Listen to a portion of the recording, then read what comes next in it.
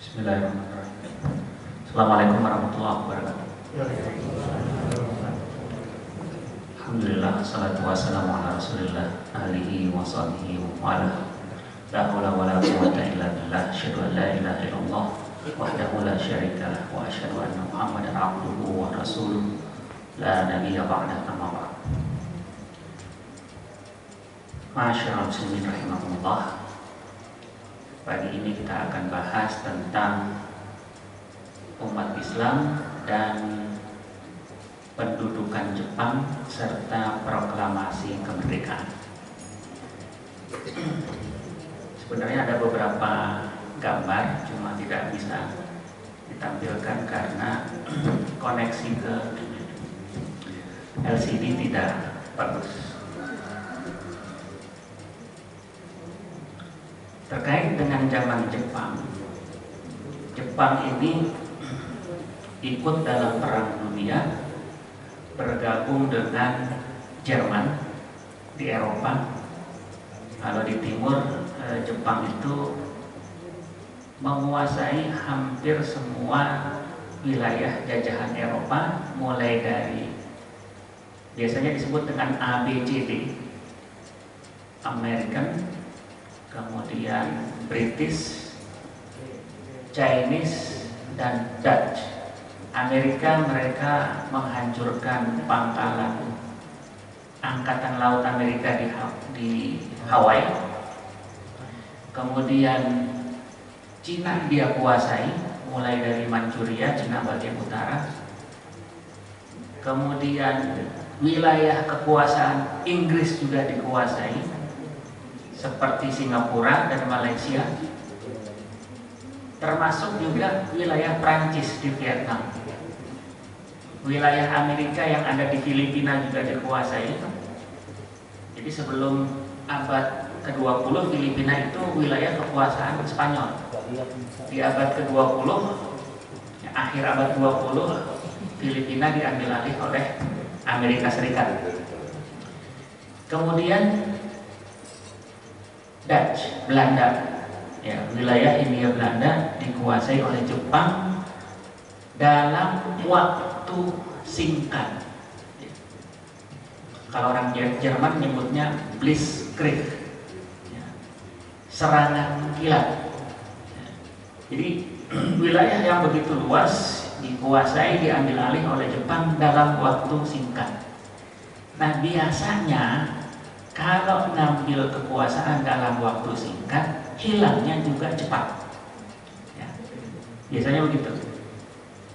Sama kayak pelari sprint, dia larinya cepat, 100 meter itu bisa dalam waktu 9 atau 10 detik. Ya. Tapi capeknya juga cepat.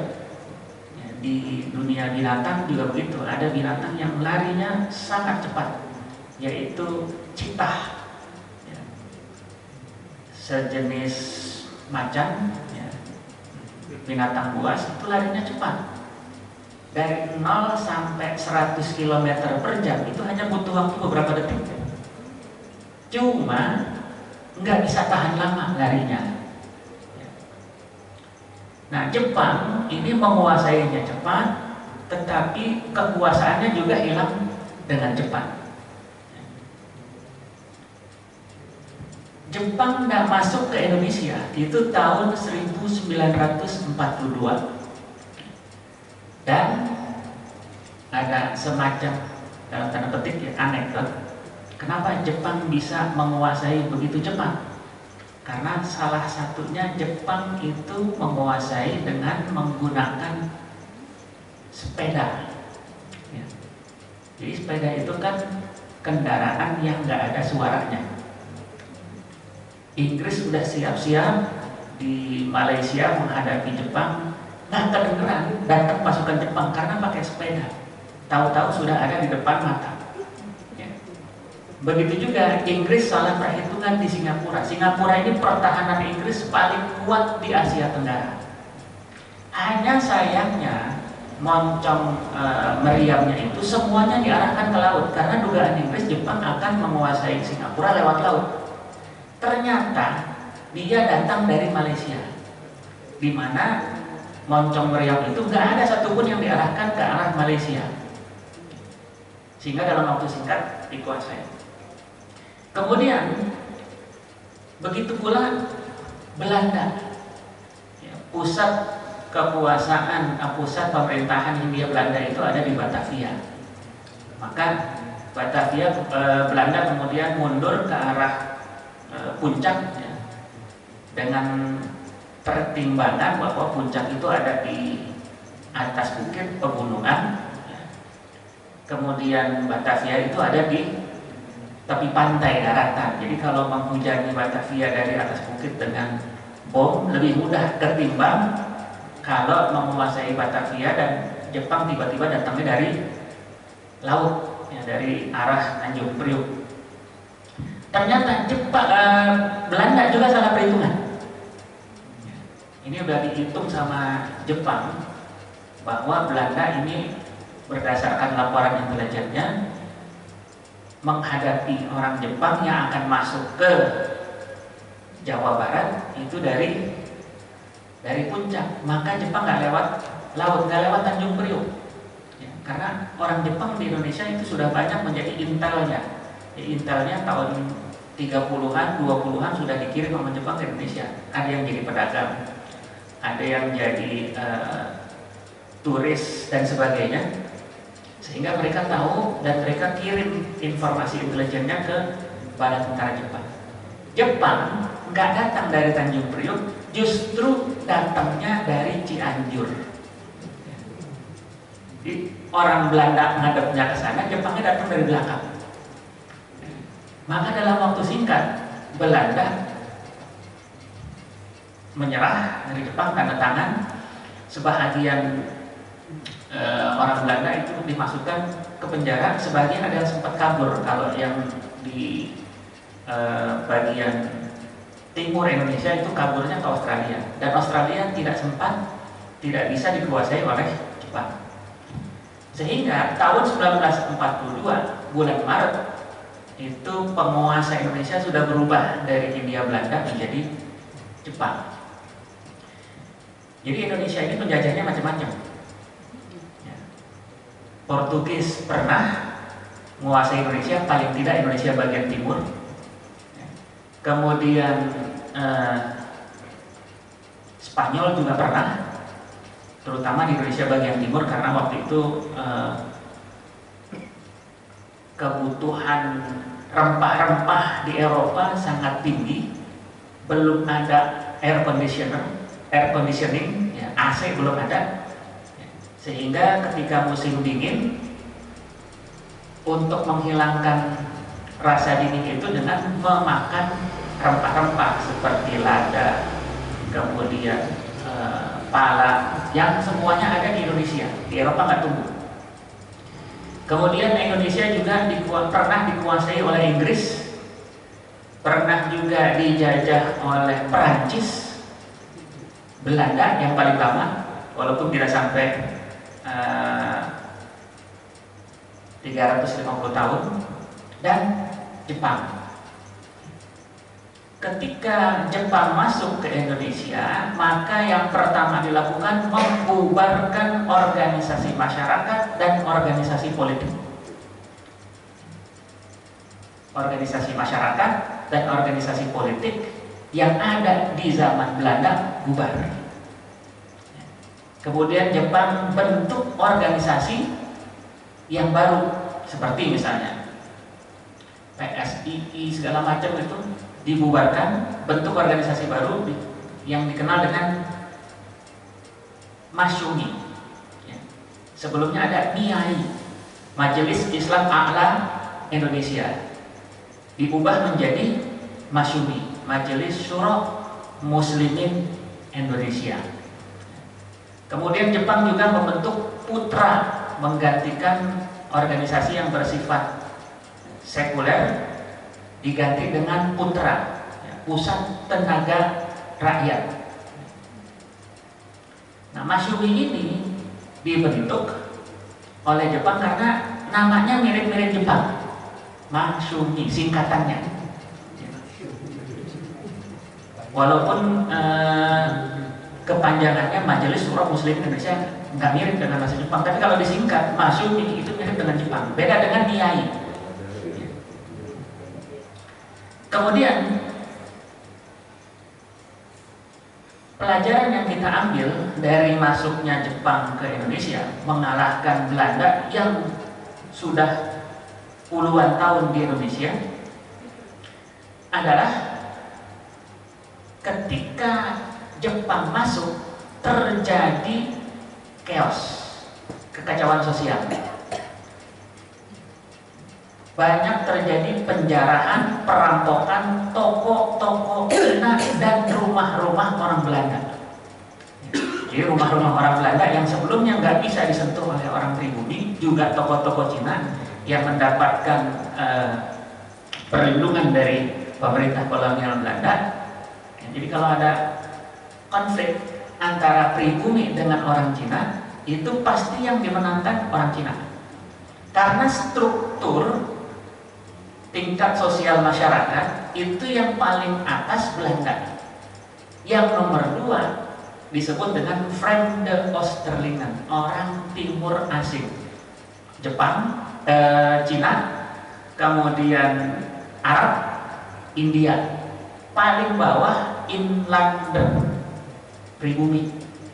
Kalau pribumi konflik dengan Vreemde Oosterlingen, entah itu orang Arab, orang Cina maupun orang India, biasanya di pengadilan landrat itu yang menang Vreemde Oosterlingen. Tapi kalau orang timur asing konflik dengan Belanda, yang dimenangkan Belanda. Dan uniknya orang Jepang itu masuknya ke tingkat paling tinggi, sejajar dengan orang Belanda, beda dengan orang pribumi dan orang timur asing. Jadi orang Jepang kedudukannya dalam struktur kekuasaan Hindia Belanda itu setara dengan orang Belanda. Nah, ketika masuk Jepang, rumah-rumah orang Belanda dijarah, begitu juga toko-toko Cina. Dan ini semacam kejadian berulang. Semacam ada kejadian yang berulang. Tahun 65 ketika chaos, 65-66 juga begitu. Orang Cina waktu itu menjadi korban penjarahan. Tahun 98 juga gitu. Kenapa? Karena ada perasaan ketidakadilan di kalangan penduduk pribumi.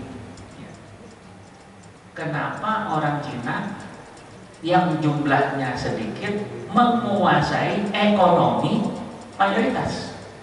Jadi orang Cina di Indonesia itu jumlahnya kurang lebih hanya 10, nggak sampai 10%. Ya. Orang Cina di Indonesia nggak sampai 10%. Yang saya maksud Cina di sini adalah Cina Toto, bukan Cina peranakan. Karena Cina itu ada 2.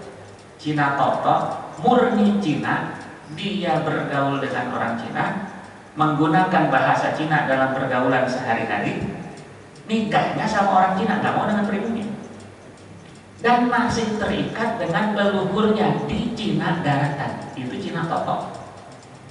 Sementara Cina peranakan biasanya nikah dengan pribumi, sudah hilang budaya-budaya Cinanya, nggak ada kaitannya dengan Cina daratan, ya. Dan umumnya mereka masuk Islam mubah namanya. Makanya Yusuf Hamka itu orang Cina,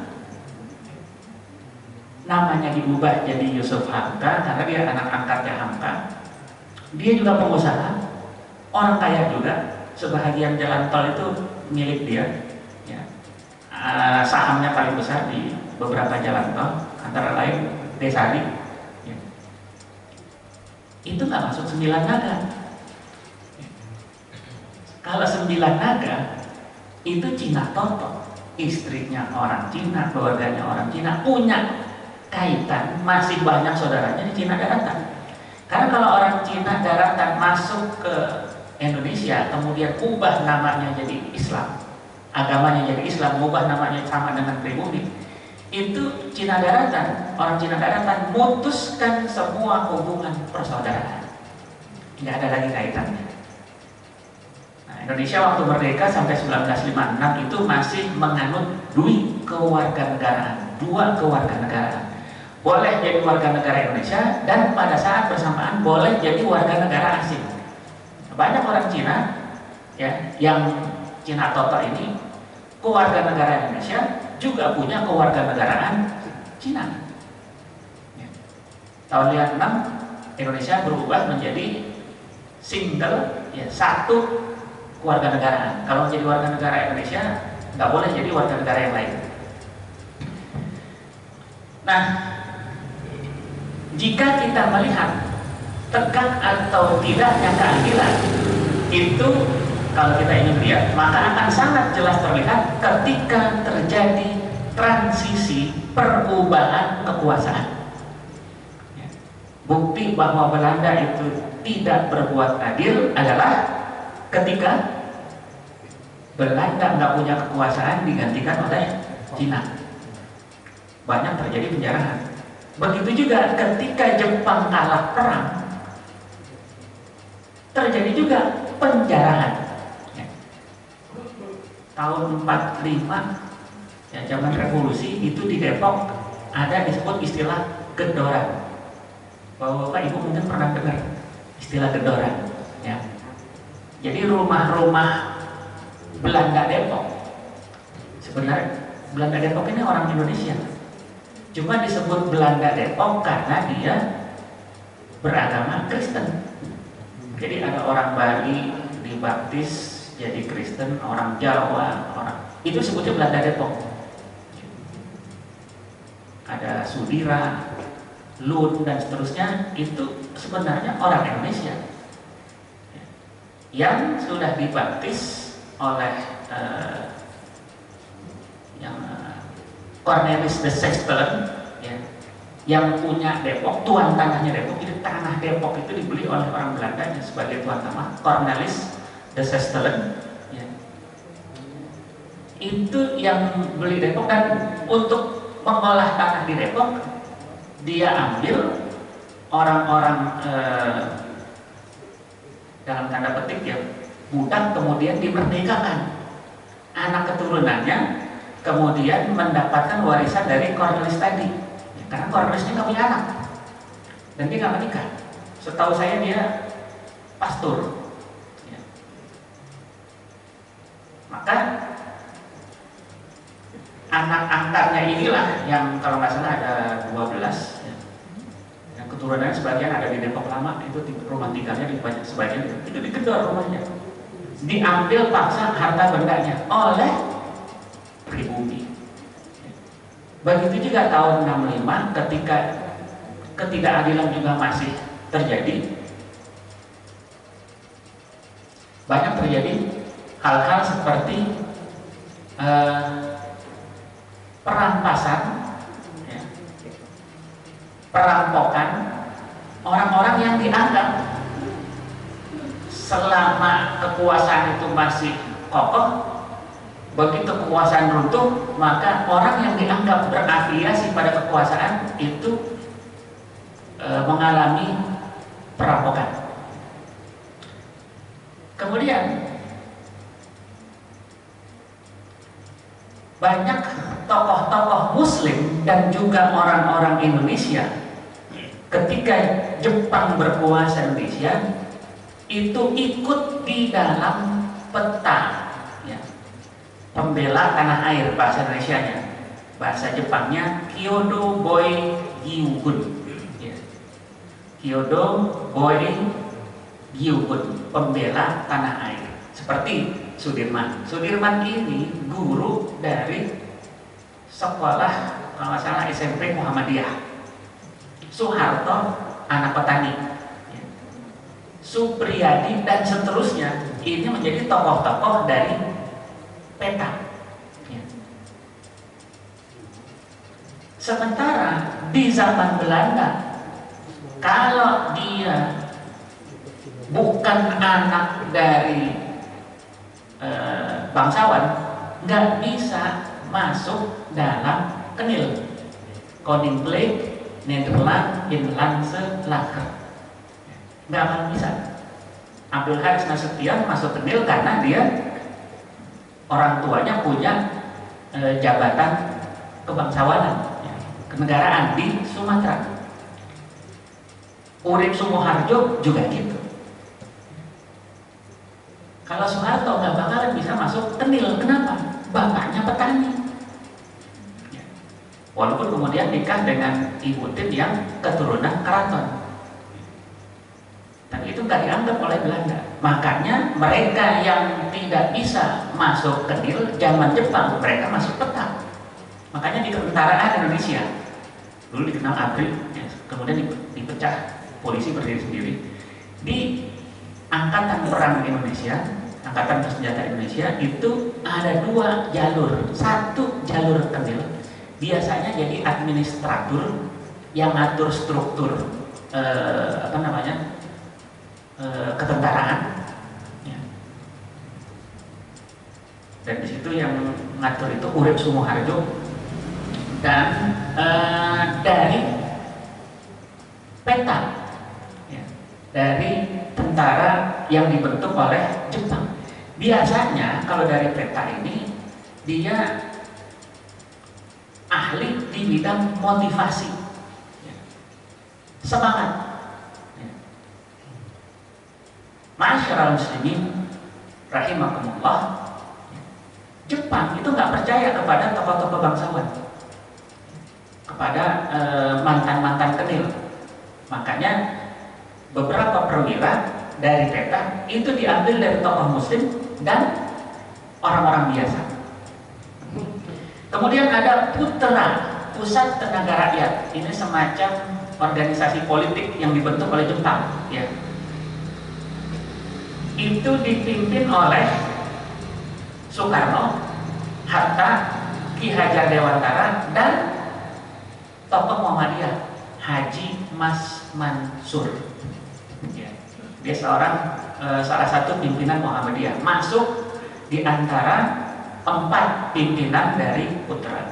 Soekarno itu memang dari awal begitu Jepang mau masuk ke Indonesia akan kerjasama dengan Jepang, ya, karena dianggap Jepang ini anti kolonialisme, terutama Hindia Belanda. Dia ingin memanfaatkan, maka kerjasama dengan Jepang. Beda dengan Hatta.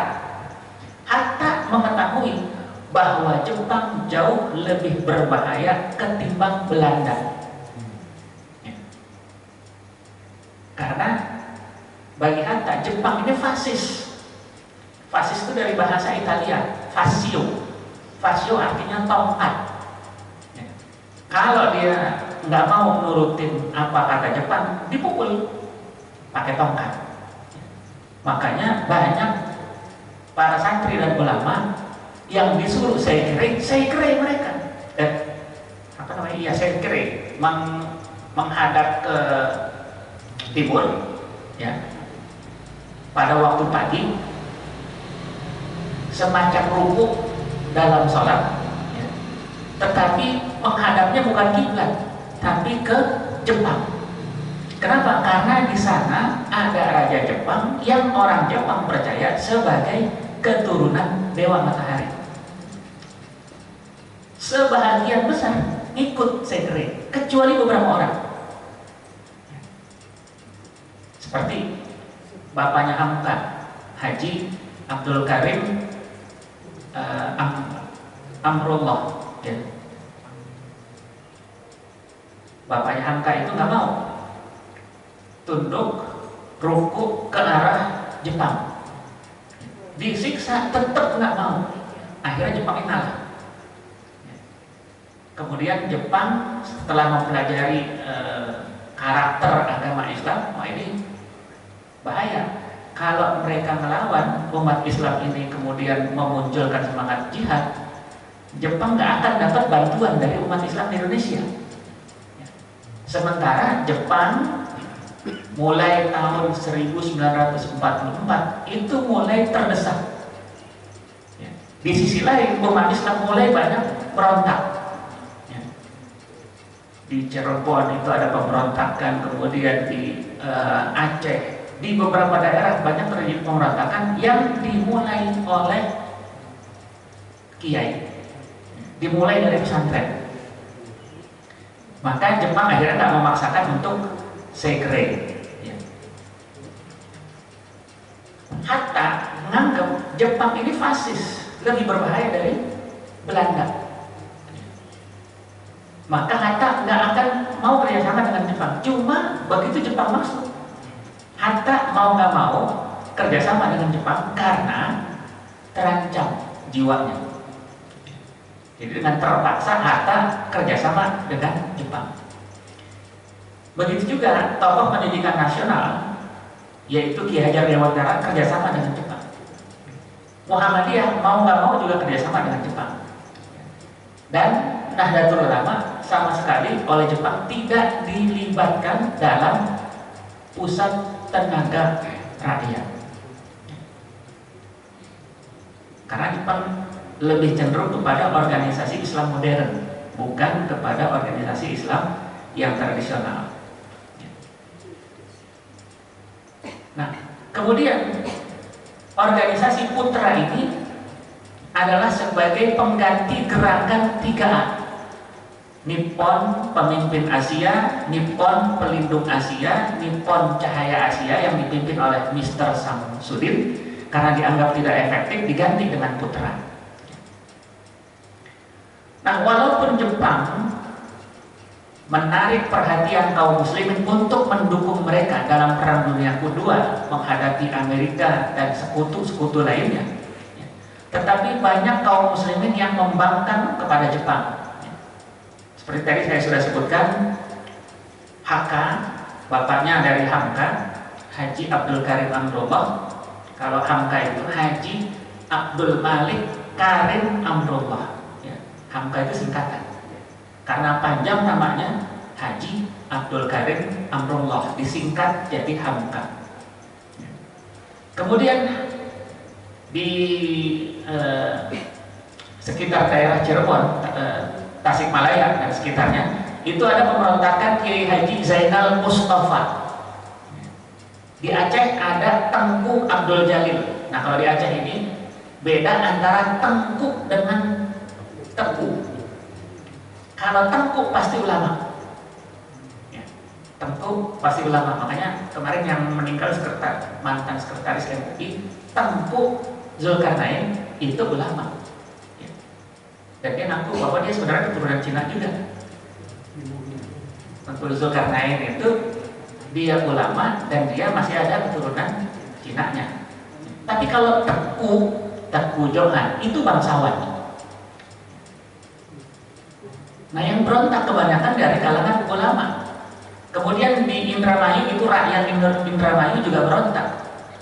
Tetapi yang paling banyak diajarkan di sekolah-sekolah adalah pemberontakan peta di Blitar yang dipimpin oleh Supriyadi.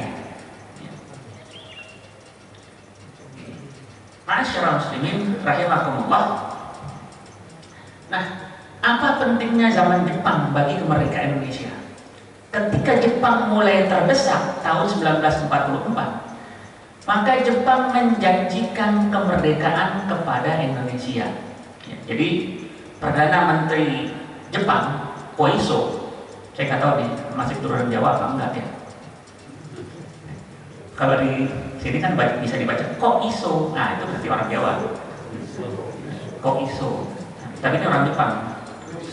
Koiso. Dia menyatakan di dalam rapat di Imperial Theater, itu semacam parlemennya di Jepang, untuk mengakui kemerdekaan ras Hindia Timur, ya, mengakui kemerdekaan Jepang. Nah, sebagai tindak lanjutnya dari janji Perdana Menteri Koiso, pada tanggal 1 Maret 1945, Jenderal Harada mengumumkan pembentukan Komite Indonesia Jepang untuk menyelidiki kemerdekaan. Ya. Maka tanggal 29 April 1945 dilantiklah apa yang dikenal dengan Dokuritsu Zunbi Kyosakai, Badan Penyelidik Usaha Persiapan Kemerdekaan dari Indonesia. Ya. Kadang-kadang ditambahin Indonesia, tapi dalam bahasa Jepangnya nggak ada kata-kata Indonesia. Dokuritsu Zunbi Kyosakai, Badan Penyelidik Usaha Kemerdekaan, ya, BPUPK. Yang ketuanya adalah Mr. Rajiman, ya, Mr. Rajiman,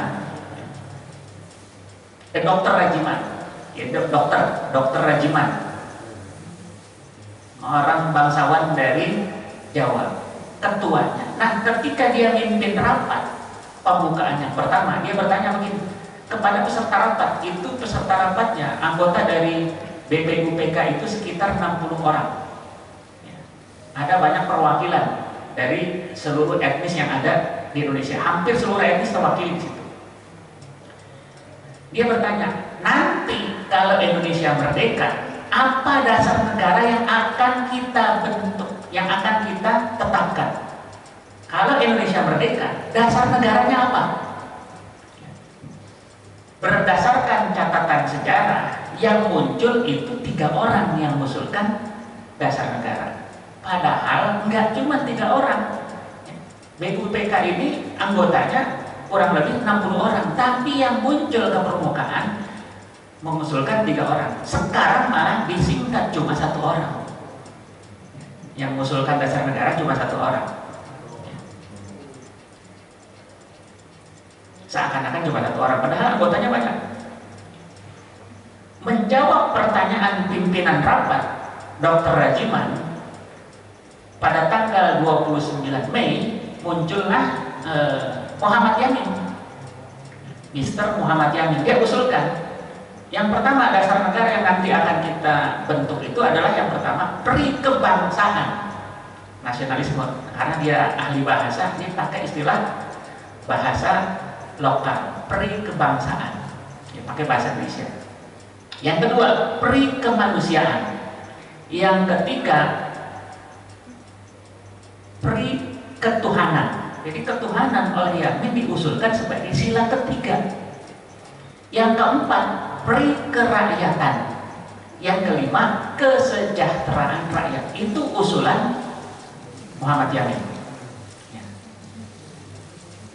Kemudian muncul Supomo, Dr. Supomo, dokter di bidang hukum. Ya.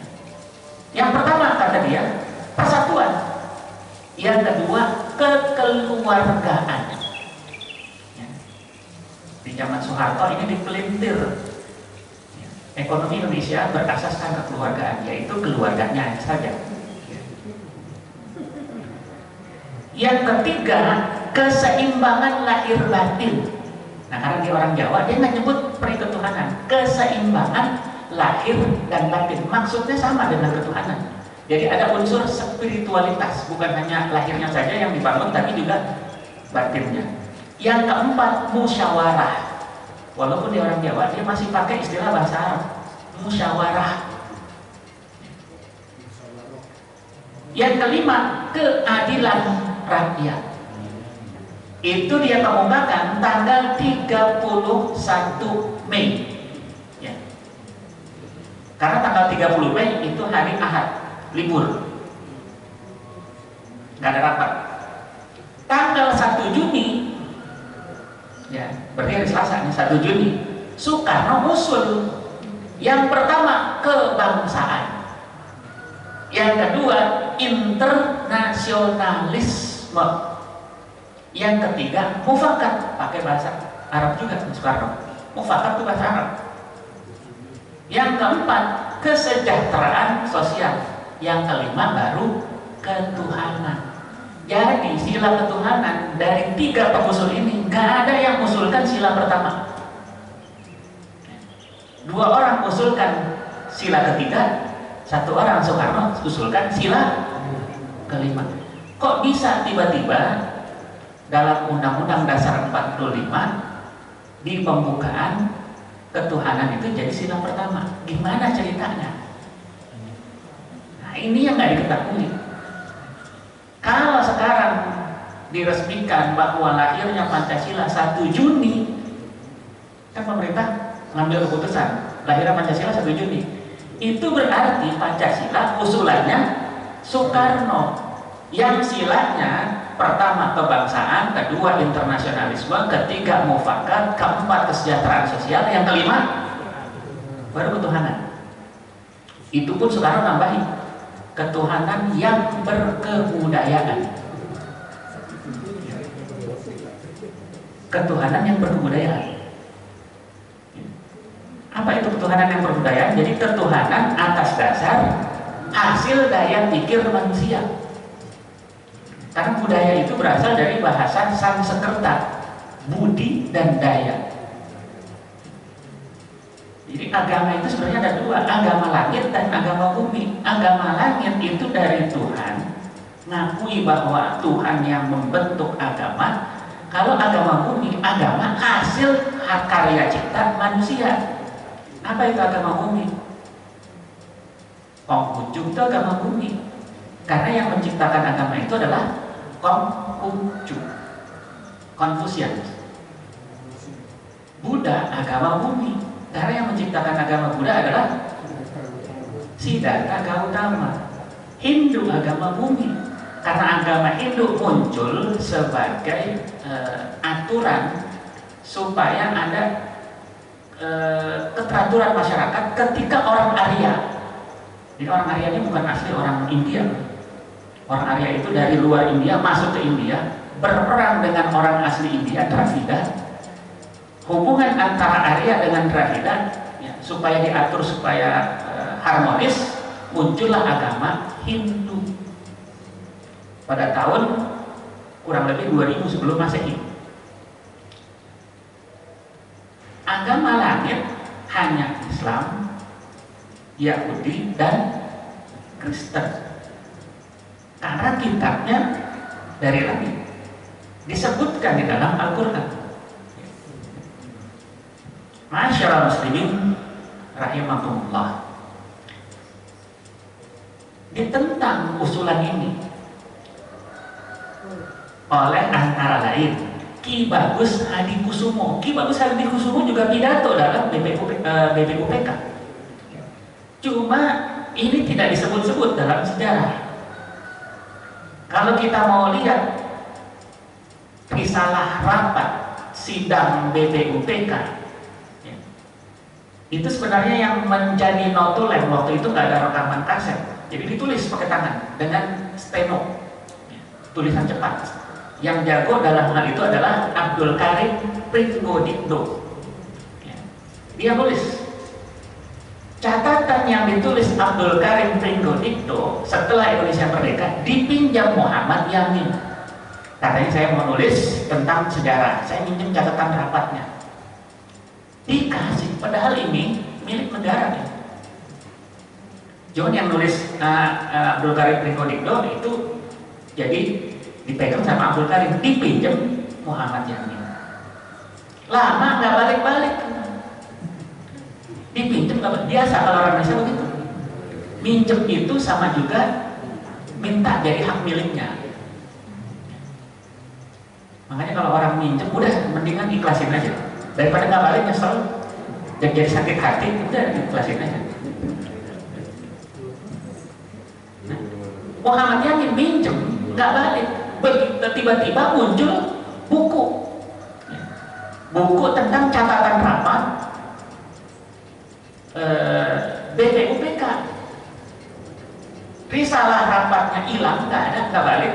Muncul catatan rapat hasil tulisan Muhammad Yamin. Jadi yang sekarang dipakai itu bukan dari catatan Abdul Karim Pringgodikdo, karena catatan aslinya dipinjam Muhammad Yamin hilang. Muncul tulisan dia sendiri. Sebagian orang mengatakan Muhammad Yamin ini tukang sulap. Dia pinjam kemudian dia sulap jadi hal yang baru, yang aslinya hilang. Dia juga nyulap misalnya wajah dari Gajah Mada. Kalau Bapak Ibu perhatikan wajah Gajah Mada, bandingkan dengan foto Muhammad Yamin, mirip. Jadi Gajah Mada sekarang itu versinya Gajah Mada Muhammad Yamin yang orang Sumatera, bukan orang Jawa. Karena sampai sekarang tidak diketemukan wajah dari Gajah Mada.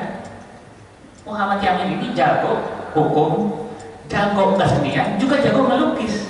Muncullah Gajah Mada, karangan atau karya dari Muhammad Yamin. Makanya orang-orang bilang Muhammad Yamin ini jago sulap, yang tak ada dibikin ada. Dia pandai melakukan trik. Hadikusumo, Ki Bagus Hadikusumo protes, sila ketuhanan itu harus masuk yang pertama. Begitu pula Abi Kusno, yang Wahid Hashim, ya. Mereka juga semuanya anggota BPUPK, nggak terima kalau sila ketuhanan terakhir. Ya. Ini kan juga jadi masalah nih, ketika Habib Rizik bilang sila ketuhanan oleh Soekarno diletakkan di pantat, marah itu anaknya Soekarno. Siapa namanya? Sukmawati. Yang sekarang jadi Hindu. Ya. Memang salah satu istri Soekarno itu orang Hindu, orang Bali. Jadi kalau dia masuk Hindu nggak aneh. Ya sebenarnya faktanya memang sila ketuhanan ditempatkan pada sila terakhir. Cuma bahasanya Habib Rizik. Rizik ini kan orang Betawi. Orang Betawi itu karakternya jeplak. Asal ngomong, dia walaupun keturunan Nabi, ya. Ini orang Betawi, dia karakternya karakter orang Betawi. Asal ngomong aja, belak-belakan, asal menjeplak aja. Nah, berdasarkan kesepakatan selesai itu yang namanya Undang-Undang Dasar 45, cuma masalahnya terletak pada pembukaan. Oleh karena itu dibentuklah panitia kecil, panitia 9 yang disebut dengan PPK, Dokuritsu Zundi Imkai. Panitia 9, anggotanya cuma 9 orang.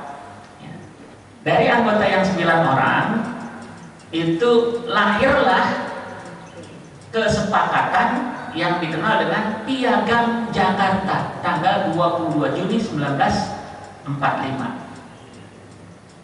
Ketua dari panitia 9 Soekarno, Hatta adalah wakil ketua, anggotanya Abi Kusno Cokrosuyoso, ini dari PSII, Abdul Kahar Muzakir dari Muhammadiyah, Agus Salim juga dari Syarikat Islam, Ahmad Subarjo, ini orang nasionalis dari PNI, Abdul Wahid Hashim dari Nahdlatul Ulama, anaknya Wahid Hashim Asy'ari.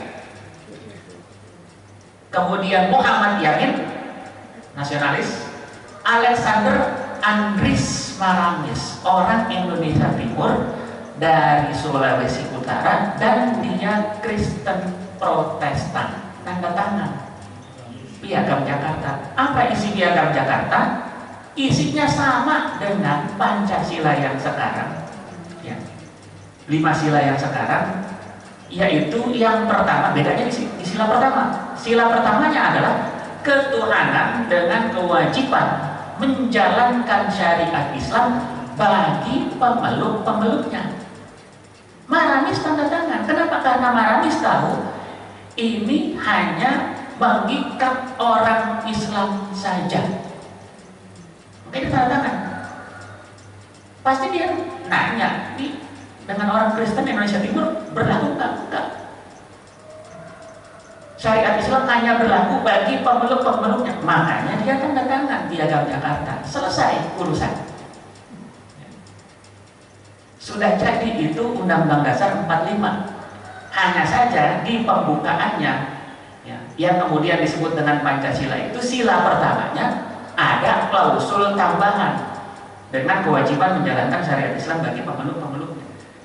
Begitu Indonesia proklamasi kemerdekaan 17 Agustus. Ya, 17 Agustus ini bukan berdirinya negara Indonesia. Salah besar. Kenapa? Karena belum ada negara. 17 Agustus belum ada negara, baru ada bangsa. Karena negara itu baru diakui kalau pertama ada pimpinan pemerintahan. Ada kepala pemerintahan, presiden, entah raja. Yang kedua ada wilayah. Yang ketiga ada penduduk. 3 hal. dalam konferensi Montevideo tahun 1936, syarat berdiri negara 3. Dan 17 Agustus 1945, tiga-tiganya belum ada. Makanya Soekarno dalam proklamasi, ya, dalam naskah proklamasi itu bunyinya, mudah-mudahan sini ada nih.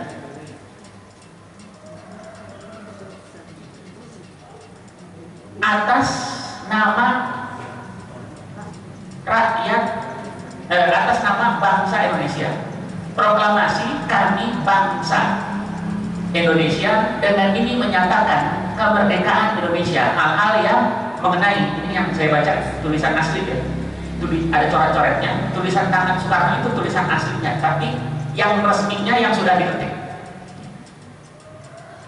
Hal-hal yang mengenai pemindahan kekuasaan DLL dan lain-lain diselenggarakan dengan cara saksama dan dalam tempo yang sesingkat-singkatnya.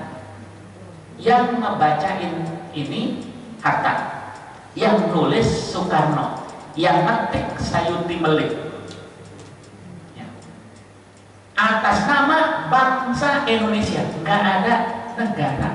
Soekarno sendiri sadar, karena 17 Agustus nggak ada negara Indonesia, yang ada bangsa. Rapat pimpin oleh Hatta untuk mengesahkan yang sudah dirapatkan dalam BPUPK, kemudian dalam PPK, ya, untuk dijadikan undang-undang. Begitu mau ketok palu, datang Oksir Jepang.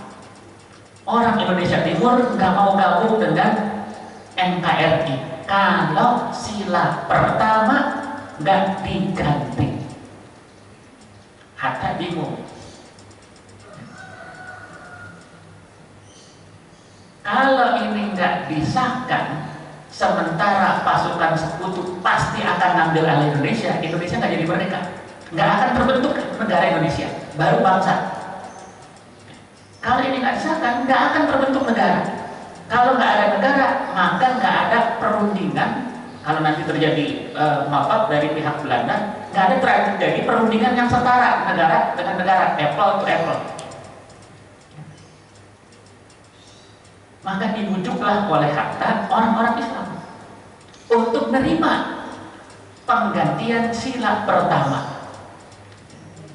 Yang ngotot nggak mau diganti Ki Bagus Hadikusumo, orang Muhammadiyah. Yang lainnya udah setuju diganti. Ki Bagus nggak mau. Itu perjuangan umat Islam yang ada simbolnya di situ. Ketuhanan dan kewajiban menjalankan syariat Islam bagi pemeluk-pemeluk. Nggak mau diganti. Akhirnya Hatta mutus Kasman Singodimejo, Mr. Kasman Singodimejo. Ya, dia juga anggota dari PETA. Kenapa Hatta mutus Kasman untuk menemui Ki Bagus Hadikusumo? Karena pertama, Ki Bagus Hadikusumo orang Jawa, Kasman orang Jawa, Hatta orang Padang. Nggak mungkin orang Padang kalau dialog dengan orang Jawa ketemu, susah. Pernah ketika Muktamar Muhammadiyah itu diadakan di Padang, orang Jawa yang ke Padang datang ke sana sakit perut. Kenapa? Nggak kuat makan rendang. Nggak cocok orang Padang sama orang Jawa. Ya pasti orang Padang nyediain rendang, nggak mungkin nyediain gudeg. Ketika Muktamar Muhammadiyah diadakan di Jogja, orang Padang yang di sana, yang dari Sumatera ke muntah-muntah. Kenapa? Gudegnya manis, muntah. Nggak cocok. Maka Hatta pinter. Dia majukan Kasman untuk minta supaya Ki Bagus Hadikusumo ubah. Mau ubah. Ya, karena orang Jawa ketemu ngomongnya. Ya. Oke, silakan diubah, tapi gantinya dengan yang maha besar.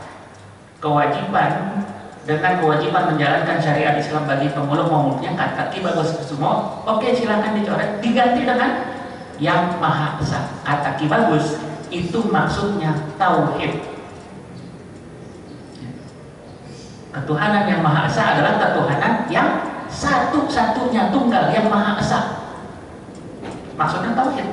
Dan kita tahu tauhid itu adalah Satu-satunya agama tauhid Islam. Setujulah semua, tanda tangan, ketok palu, 18 Agustus resmi, ada undang-undang, kemudian dipilih oleh tenit presiden dan wakil presiden, ditetapkan wilayah Indonesia adalah seluruh wilayah bekas jajahan Belanda dan penduduknya adalah penduduk yang ada di wilayah itu, resmi jadi negara 18 Agustus. Jadi bukan 17 Agustus, 18 Agustus resmi Indonesia sebagai negara. Nah, ma'asyiral muslimin rahimakumullah,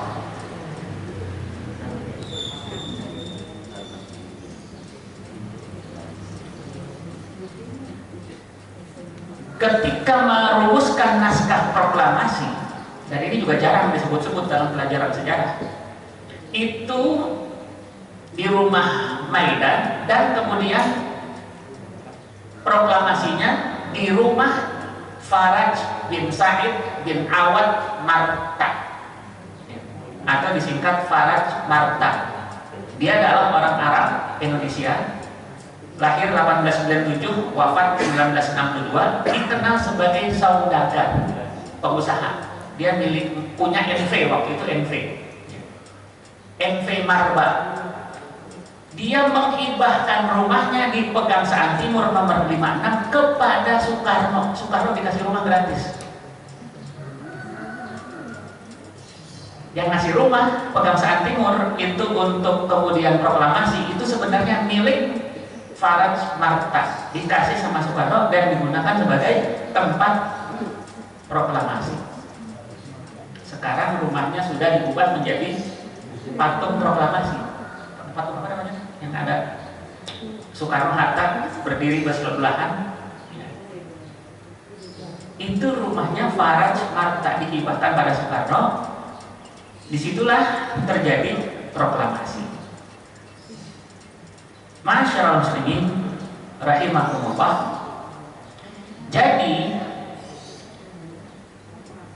berdirinya negara, kalau kita mau pakai istilah Yakut Menteri Agama, itu adalah hadiah umat Islam bagi Indonesia. Kenapa? Karena umat Islam mau ngalah, mengganti Piagam Jakarta, klausul yang sila ke-1 diganti dengan yang Maha Esa. Jadi kemerdekaan ini adalah hadiah umat Islam bagi Indonesia. Kalau Yakut kan bilangnya Menterian Agama itu hadiah NU bagi umat Islam. Salah. Dia nggak baca sejarahnya munculnya Departemen Agama. Padahal Menteri Agama berarti sejarah. Departemen Agama itu dimunculkan sebagai jalan tengah bahwa Indonesia bukan negara agama, tapi juga bukan negara sekuler. Maka kata Gus Dur, Indonesia ini negara yang bukan-bukan. Yang ngomong Gus Dur buat saya. Indonesia bukan negara agama, bukan negara sekuler, maka Indonesia negara yang bukan-bukan.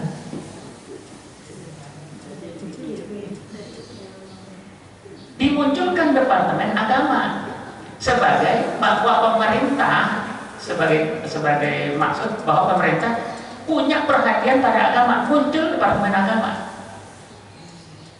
bahwa Indonesia bukan negara sekuler. Buktinya apa? Ya, Departemen Agama.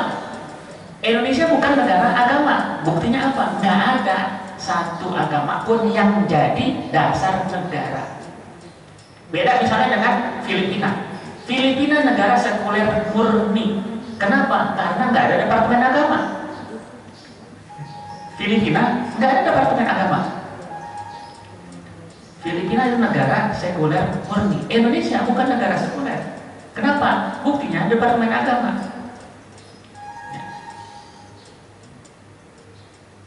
Bukan dikasih buat NU. Menteri Agama pertama itu adalah Profesor Dr. Rashidi, orang Jawa ya. Saya lupa nama aslinya, sebenarnya bukan Rashidi. Karena karena dia ketemu dengan seorang ulama yang kemudian ngasih rekomendasi dia kuliah di luar negeri, ya. Namanya tuh diubah jadi Rasyidi. Orang Jawa ini kadang-kadang namanya aneh-aneh. Ada yang namanya Kaslan. Orang Jawa dikasih nama Kaslan. Kaslan bahasa Arab itu males. Kenapa banyak orang males? Namanya Kaslan. Dia nggak ngerti arti Kaslan. Kaslan dalam bahasa Arab males. Makanya kalau orang Jawa namanya Kaslan, kemudian dia males, wajar. Karena nama itu punya arti, punya maksud, dan nama doa. Maka banyak orang Arab datang ke Nabi ketika namanya tidak sesuai dengan maksud diturunkannya syariat Islam, namanya diubah sama Nabi. Masyaallah muslimin rahimahumullah. Dengan demikian 17 Agustus itu adalah hari kemerdekaan bangsa Indonesia. Belum ada negara Indonesia.